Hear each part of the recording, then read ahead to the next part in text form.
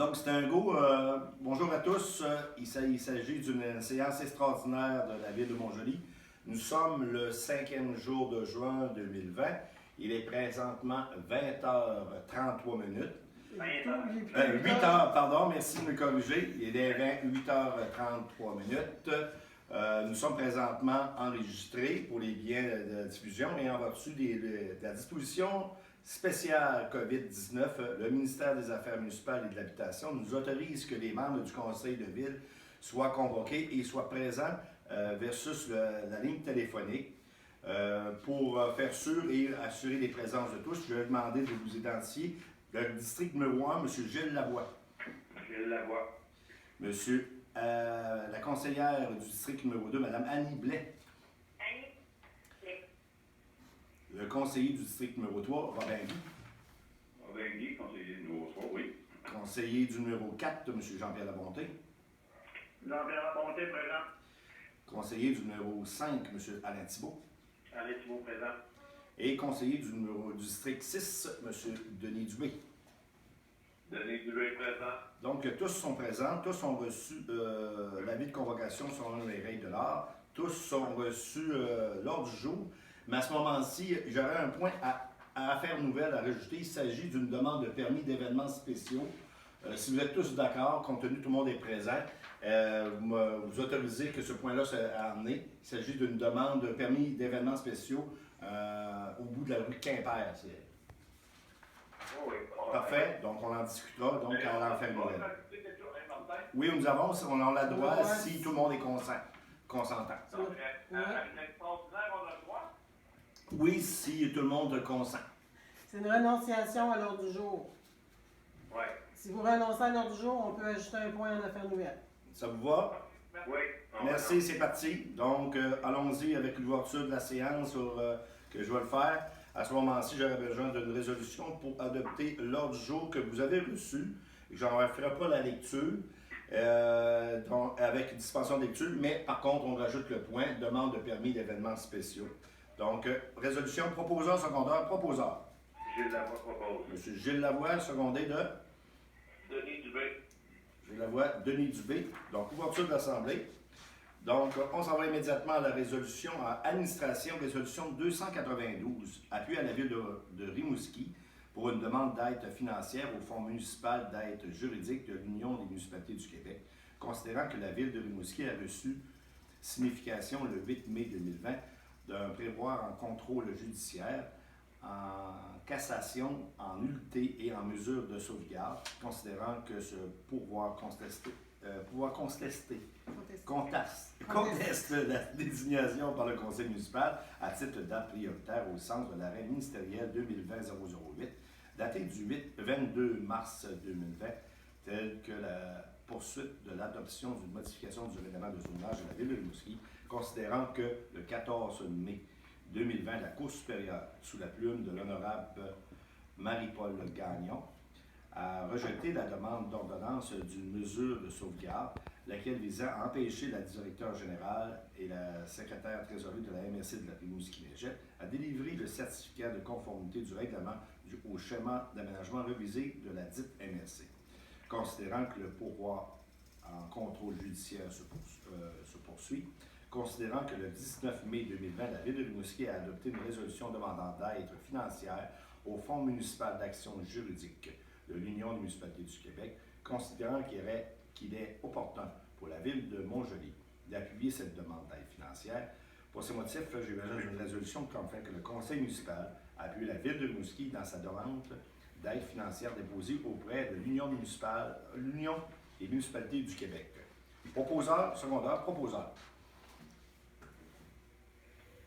Jean-Pierre Labonté propose. Monsieur Labonté, secondaire. Robin Guy, seconde. Monsieur Robin Guy, la résolution est adoptée. Finances. Résolution 293, autorisation du coût seulement. Il y a besoin d'une résolution afin que le conseil municipal autorise la ville de Montjoly à cautionner le prêt à terme consenti par la Caisse des jardins de Montjoly-Est de la Métis à la Corporation des jardins pédagogiques incorporés, le montant de 35 000 $. Ce cautionnement sera consenti aux conditions prévues au formulaire en usage à la Caisse des jardins de Montjoly, Est de Métis.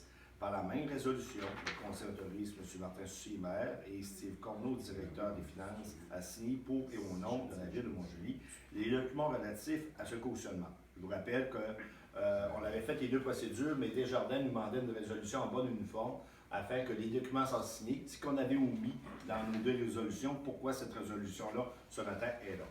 Sur cette résolution, j'ai besoin d'un proposeur secondaire. Proposeur. Alain Thibault propose. M. Alain Thibault, secondaire. Annie Blais. Madame Annie Blais. Loisirs. Résolution 294, autorisation de modification de chantier numéro 18R2 dans le cadre du projet de construction de l'amphithéâtre des Jardins. J'ai besoin d'une résolution afin que le conseil municipal autorise la modification de chantier suivant, ajout de pierre et d'une glissière de sécurité pour 2538 et 25 plus les taxes. Ça, c'est pour protéger le chose de propane. Merci. Ah, OK. On va avoir le propane. OK. Il faut que je vous propose. Merci. Donc, M. Thibault Gilles proposé Lavoie. et Gilles Lavoie propose. C'est adopté. Regarde. Merci. Résolution 295, autorisation de modification de chantier numéro 20 R1 dans le cadre du projet de construction de l'amphithéâtre des Jardins. Nous avons besoin d'une résolution afin que le Conseil autorise la modification de chantier suivant, excavation d'une tranchée pour conduite de propane au montant de 1855 et 70 plus les taxes. M. Thibault, explication. Ben, c'est la tranchée pour passer le propane directement à l'amphithéâtre. Merci, M. Thibault. Proposeur. M. Thibault, je suppose. Olivier Labonté propose. Non, M. Labonté, secondé. Alain Thibault propose. Monsieur. Alain Thibault, merci. Travaux publics. C'était pas inclus dans le projet, ça? Pourquoi ça avait été oublié? C'était oublié parce que c'était pas la même place. Ah. Ça va? Donc, personne ne demande le vote, c'est adopté? Oui. Bon, parfait. Adopté, merci.